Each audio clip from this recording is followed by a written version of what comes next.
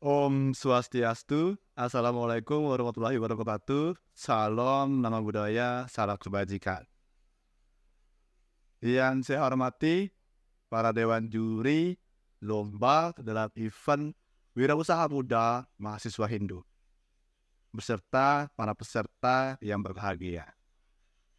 Saya Iketut Yoga Pramuditya, salah satu mahasiswa Hindu yang berada di kampus STKIP Agama Hindu Amrapura. Pada kesempatan yang berbahagia kali ini, saya akan mempresentasikan hasil proposal yang sudah saya susun. Adapun bisnis yang saya ambil pada kesempatan kali ini yaitu suatu bisnis yang sudah saya jalani kurang lebih selama 2 tahun, yaitu jasa desain digital. Oke, langsung saja sekarang kita bahas mengenai proposal yang sudah saya susun. Nah, sekarang kita bahas, di sini ada beberapa pembahasan yang akan kita bahas kali ini, yaitu yang pertama mengenai latar belakang.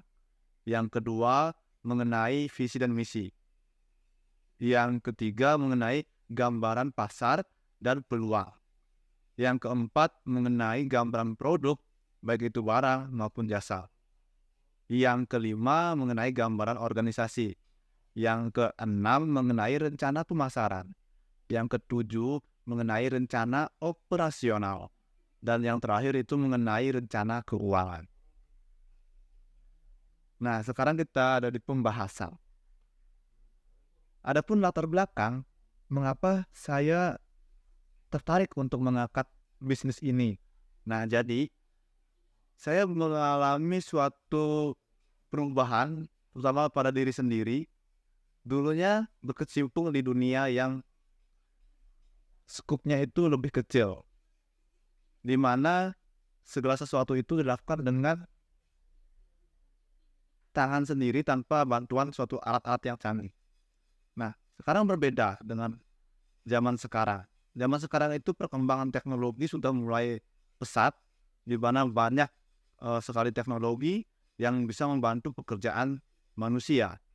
Nah, salah satunya itu perangkat-perangkat keras seperti laptop, handphone, kamera, dan lain sebagainya. Serta perangkat lunak yang seperti Adobe Photoshop, Adobe Illustrator, Adobe Premiere, dan lain sebagainya.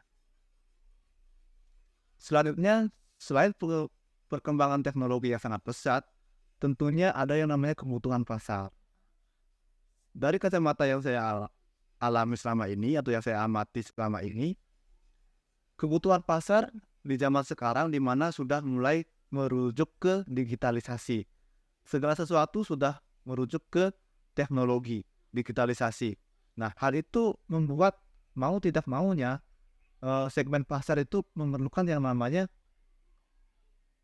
digitalisasi untuk memperoleh pasar yang lebih luas. Nah, itu menjadi suatu peluang ataupun gambaran umum mengenai kenapa saya mengangkat bisnis ini. Selanjutnya ada yang namanya modal.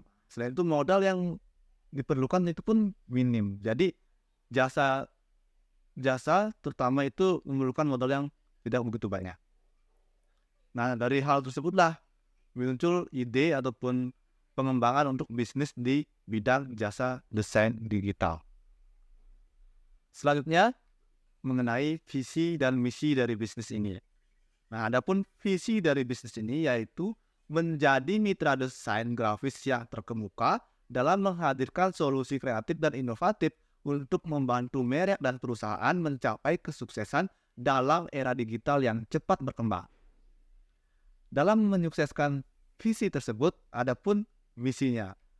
Nah, misi dari desain atau misi dari bisnis ini yaitu yang pertama, menyediakan desain grafis yang menarik dan estetis dengan fokus tren terkini dalam industri. Yang kedua, menghadirkan solusi desain yang unik dan berdiferensiasi untuk memperkuat identitas merek klien. Yang ketiga, menyediakan layanan desain yang responsif dan berkualitas dengan waktu respon yang cepat. Yang keempat, yaitu berkolaborasi secara efektif dengan klien untuk memahami kebutuhan dan tujuan mereka secara mendalam. Selanjutnya yang kelima yaitu menggabungkan keahlian desain dengan pengetahuan teknologi terbaru untuk memberikan solusi desain yang inovatif. Yang keenam yaitu menerapkan prinsip-prinsip desain yang efektif dalam setiap proyek untuk mencapai komunikasi visual yang relevan dan kekinian tentunya. Terus yang ketujuh, tetap mengikuti perkembangan tren dan teknologi terbaru dalam desain grafis untuk memberikan solusi yang relevan dan kekinian. Yang kedelapan, membangun hubungan jangka panjang dengan klien dengan memberikan layanan yang terpercaya dan profesional. Terus yang kesembilan, mengedepankan kepuasan pelanggan sebagai prioritas utama dengan memberikan hasil desain yang melebihi harapan mereka. Dan yang terakhir yaitu yang ke-10, berkomitmen untuk memberikan kontribusi positif dalam industri desain grafis dan mendorong kreativitas serta inovasi. Nah, itu adalah visi dan misi dari bisnis ini.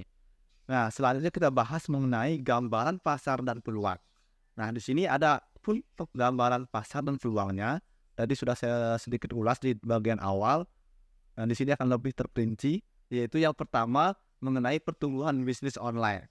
Nah, semakin banyak perusahaan dan individu yang beroperasi secara online, baik dalam bentuk toko online, situs web, ataupun platform media sosial. Nah, hal ini menciptakan peluang besar untuk bisnis desain digital dalam menciptakan desain logo, desain grafis, untuk sosial media, terus desain web, dan lain sebagainya. Selanjutnya ada yang namanya startup dan perusahaan rintisan. Nah, pasar startup terus berkembang dengan pesat dan mereka sering membutuhkan jasa desain digital untuk membantu mengembangkan merek, menciptakan identitas visual, dan menghasilkan desain produk yang menarik. Nah, startup juga cenderung bekerja dengan anggaran terbatas sehingga ada peluang untuk menawarkan paket desain yang terjangkau. Selanjutnya itu yang ketiga, ada yang namanya peningkatan fokus pada pengalaman pengguna. Nah, perusahaan dan organisasi semakin menyadari pentingnya pengalaman pengguna yang baik dalam produk dan layanan mereka. Desain yang baik menjadi kunci dalam menciptakan pengalaman pengguna yang menyenangkan dan memuaskan. Bisnis jasa desain digital dapat membantu perusahaan dalam menciptakan antarmuka pengguna yang intuitif, desain yang menarik, dan pengalaman visual yang konsisten. Selanjutnya itu yang keempat, pemasaran digital dan konten visual. Pemasaran digital terus berkembang dan konten visual semakin berperan yang sangat penting dalam strategi pemasaran online. Bisnis jasa desain digital dapat bekerja bersama dengan tim pemasaran atau agensi pemasaran digital untuk menciptakan desain grafis yang menarik, infografis, materi promosi, dan konten visual lainnya. Yang kelima, di sini ada perluasan ke industri yang berbeda. Nah, permintaan untuk desain digital tidak terbatas pada satu industri tertentu.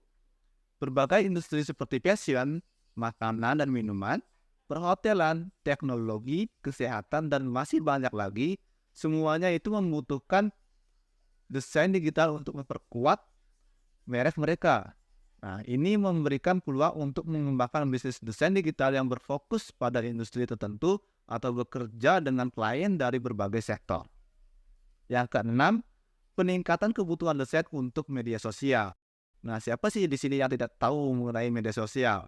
Bahkan sudah menjadi suatu makanan sehari-hari, jadi wajiblah ada di dalam kehidupan manusia. Nah, yaitu media sosial terus menjadi platform yang penting berinteraksi dengan audiens dan mempromosikan merek. Bisnis jasa desain digital dapat membantu dalam menciptakan desain yang menarik untuk postingan media sosial, iklan, sampul halaman, dan konten visual lainnya yang efektif untuk mendapatkan perhatian pengguna. Nah, sekarang kita lanjut ke pembahasan selanjutnya yaitu mengenai gambaran produk atau barang dan jasa. Nah, di sini yang pertama yaitu mengenai identitas visual dan branding. Nah, menawarkan layanan untuk mengembangkan identitas visual dan branding bagi perusahaan atau merek. Hal ini meliputi pembuatan logo, pemilihan warna, pemilihan tipografi, dan paduan desain yang konsisten untuk memperkuat identitas merek klien. Selanjutnya yang kedua yaitu desain grafis untuk media sosial, di mana menawarkan desain grafis yang optimal untuk media sosial, seperti gambaran, banner untuk postingan, desain profil dan sampul, ilustrasi, dan grafik lainnya untuk meningkatkan kehadiran merek di platform seperti Facebook, Instagram, TikTok, YouTube, dan lain sebagainya. Terus yang ketiga yaitu mengenai desain web dan pengembangan situs. Nah, di mana menawarkan jasa desain web yang responsif dan pengembangan situs yang menarik dan fungsional. Nah, ini mencakup tata letak, elemen desain, integrasi media sosial, dan optimalan SEO untuk menciptakan pengalaman pengguna yang lebih baik dan mengikat atau meningkatkan visibilitas online. Terus yang keempat itu mengenai desain grafis untuk materi promosi dan pemasaran. Nah, menawarkan juga desain grafis untuk materi promosi dan pemasaran seperti brosur, pamflet, poster, spanduk, kartu nama, dan lain sebagainya. Nah, dengan mencerminkan identitas merek dan mengikat audiens ataupun audiens target.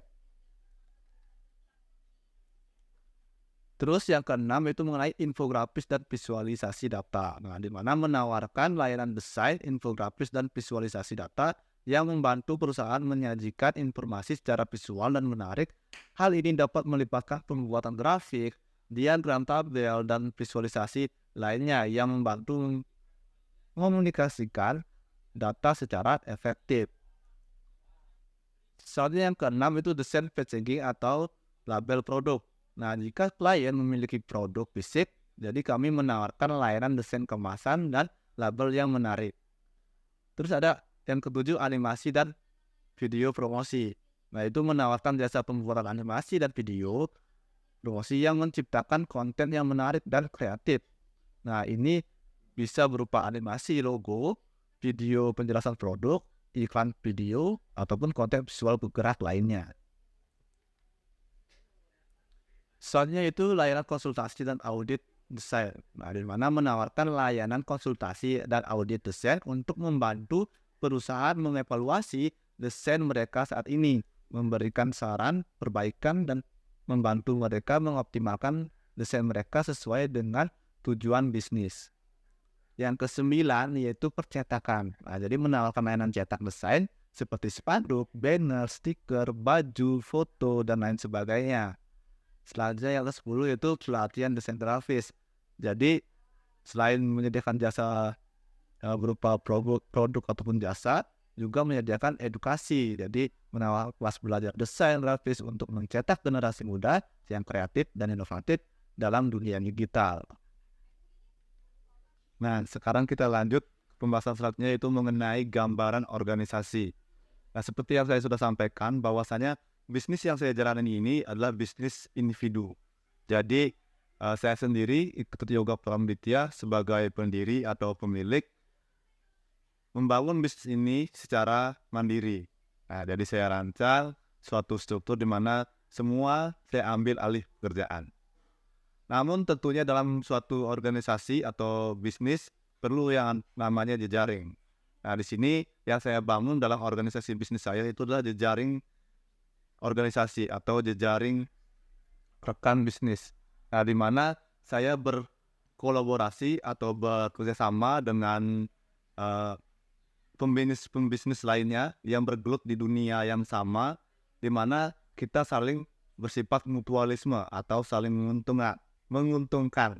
Nah, di mana saya berikan contoh bahwa di mana saya memiliki suatu jejaring bisnis bersama percetakan, bersama konveksi, bersama lembaga-lembaga, dan lain sebagainya. Nah, dari pengalaman tersebut, banyak pengalaman yang saya dapatkan, di mana saya sudah melakukan pendidikan di bidang desain khususnya, di mana melatih skill saya di BLK Karangasem. Selanjutnya juga banyak mengukir prestasi di bidang desain grafis dan video maupun fotografi.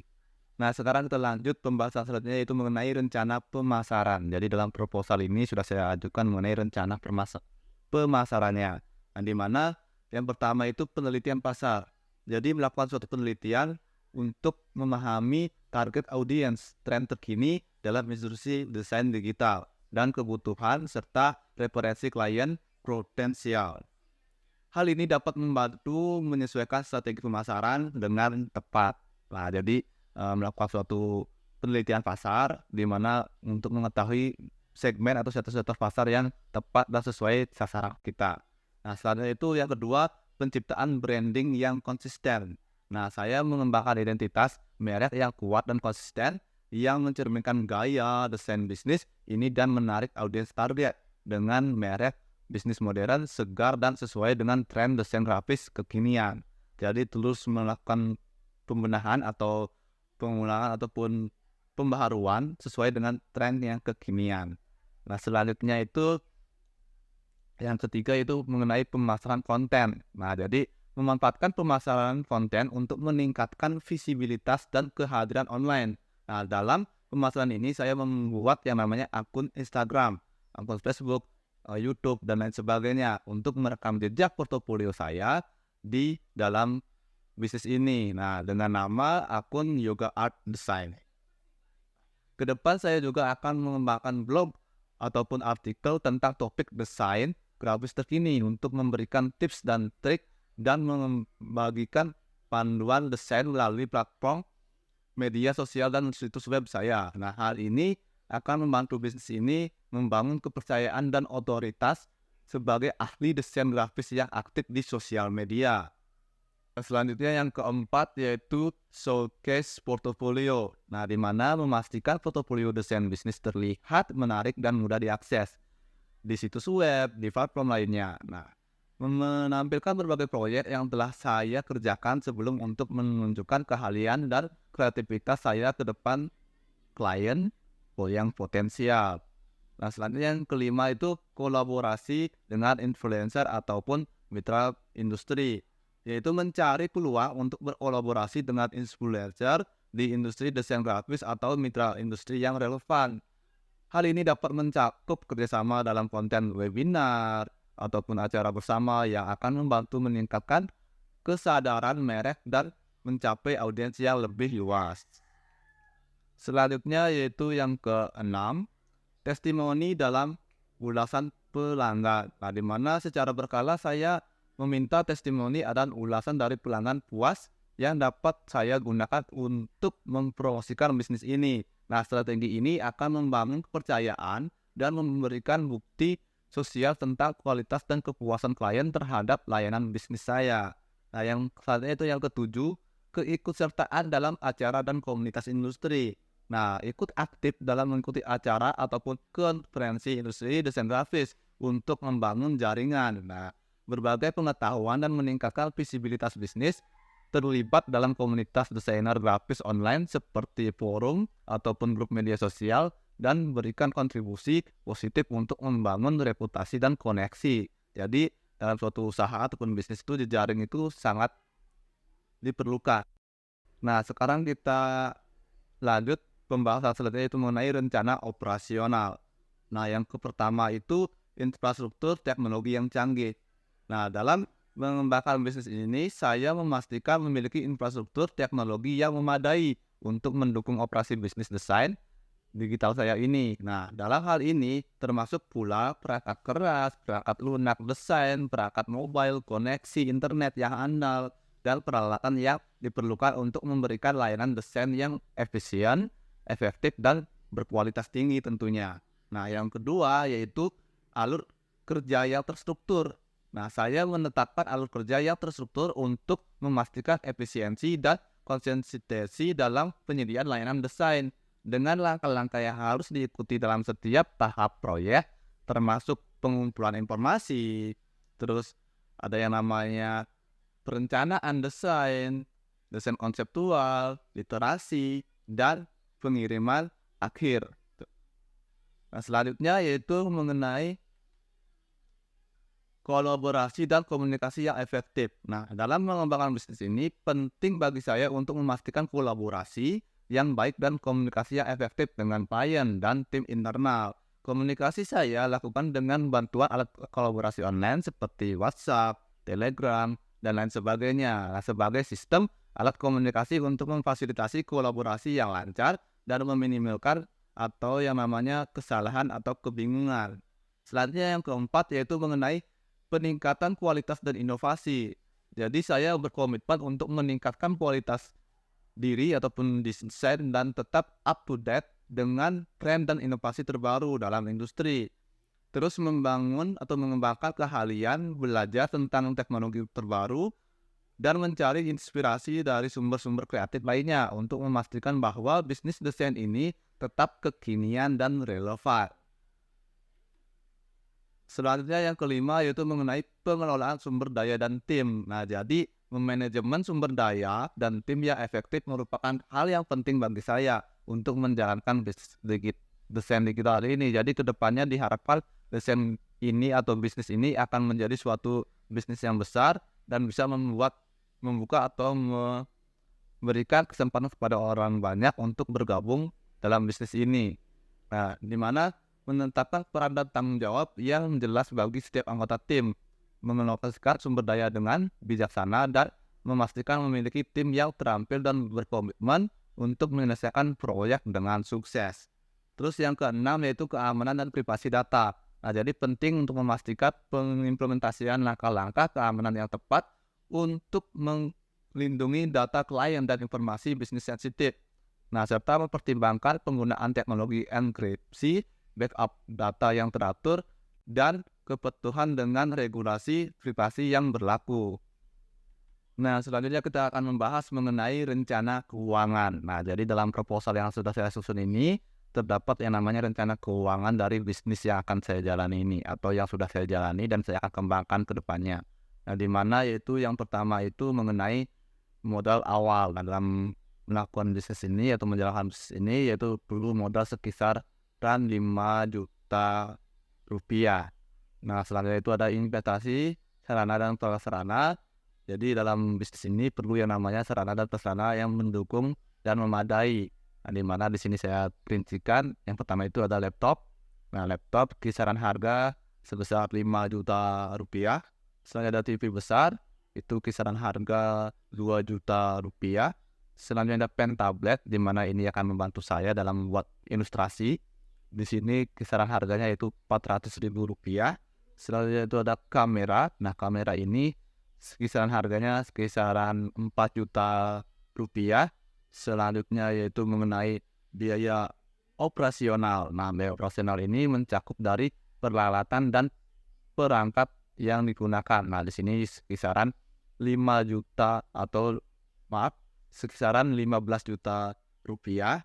Selanjutnya itu ada pemasaran dan promosi. Nah, dalam melakukan pemasaran dan promosi bisnis ini itu sekisaran 1.500.000 rupiah. Selanjutnya itu ada biaya kepegawaian. Nah, biaya kepegawaian ini kisarannya yaitu 200.000 rupiah. Selanjutnya itu ada pelatihan dan pengembangan. Nah, jadi di sini yaitu kisarannya yaitu 500.000 rupiah. Selanjutnya ada biaya perjalanan. Nah, dalam melakukan perjalanan bisnis ini itu sekisaran 300.000 rupiah. Adapun biaya lisensi dan izin itu sekisaran 1 juta rupiah. Selanjutnya itu ada biaya administrasi. Nah, biaya administrasinya sendiri itu sekisaran 150.000 rupiah. Nah, adapun pendapatan per bulan. Nah, di sini sekisaran 2 juta rupiah per bulan dengan keuntungan per bulannya yaitu sekisaran 1.500.000 rupiah. Nah, jadi itu secara umum dari rencana keuangan bisnis ini. Nah, jadi dari pemaparan proposal yang saya sampaikan tadi cukup sekian dari pemaparan saya. Jadi ketika ada salah kata atau salah ucap, mohon maaf. Kedepannya semoga bisnis ini bisa berjalan dengan lancar dan harapan saya bisa lolos untuk melaju ke tahap berikutnya untuk mengikuti event yang luar biasa ini. Sekian yang dapat saya sampaikan. Saya ucapkan terima kasih. Akhir kata saya tutup dengan Parama Santi. Om Santi Santi Santi Om. Wassalamualaikum warahmatullahi wabarakatuh. Salam sejahtera untuk kita semua. Salam nama budaya, salam kebajikan.